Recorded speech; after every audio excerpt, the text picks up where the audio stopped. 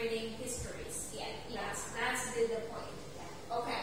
So first of all, I think you better come up with, whether or not you like reading poems or stories. So you have to answer the question first.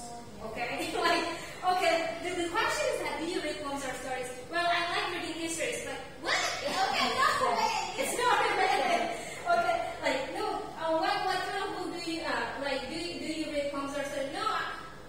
Maybe he likes reading medical science book. Then he answered I like reading medical science book, and I was like, well, you didn't answer my question just because you like your own, subjects. Then how about poems and stories? Okay. Yeah. So first of all, answer the question. Answer first. Yes or no. Okay? If you say no as you yourself, then state the reason. The reason. Make comparison. Comparison. For example, no, I don't like reading poems or stories. I prefer reading histories than poems or stories, because in my point of view, histories blah blah blah blah. Okay. So first of all, make a comparison. I prefer reading history books, story books, to novels, stories, or whatever it is, poems. Okay? Then explain the reason why you like histories. Okay? So, I like when you come up with the favorite quote and what is the relationship between the quote and yourself and your life as well. Okay. Now your turn, Luke. My main question first. Okay. Do you read poems or stories? Yes, I read stories. Okay, the story I read is science fiction novel, authored by Isaac Asimov.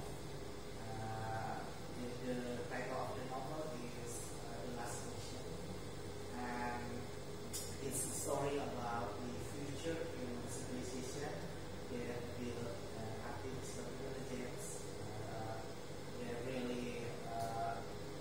That's really sophisticated enough, so they can calculate anything in this world and can answer every question. But there is one question that left unanswered. It's about how to reverse the destruction of the universe, I think. And then in the end of the story, the future human civilization actually vanishes, is destroyed, because this is the end of the universe.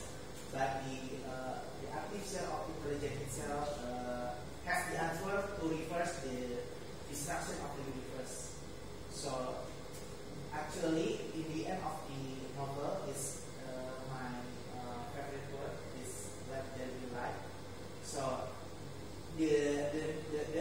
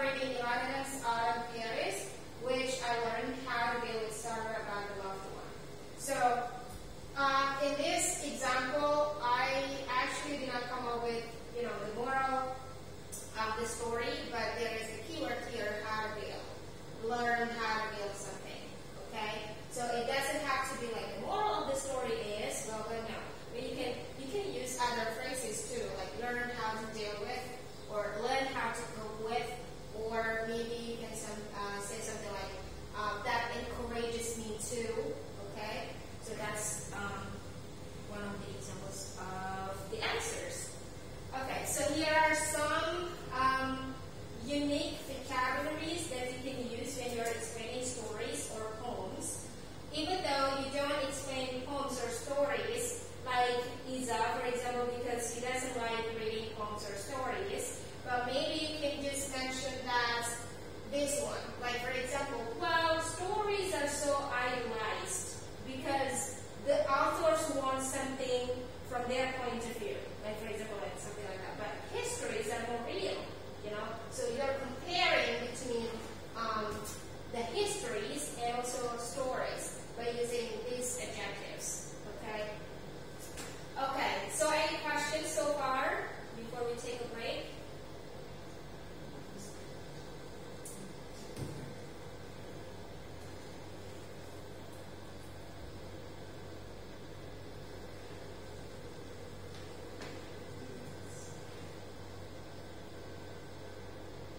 Symbolic, I think science fiction is very symbolic as well.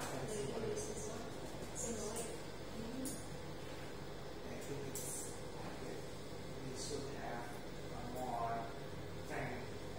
Like we have practice by ourselves to make the answer more fluid, and also more flowing. But I think it's more simple than concise.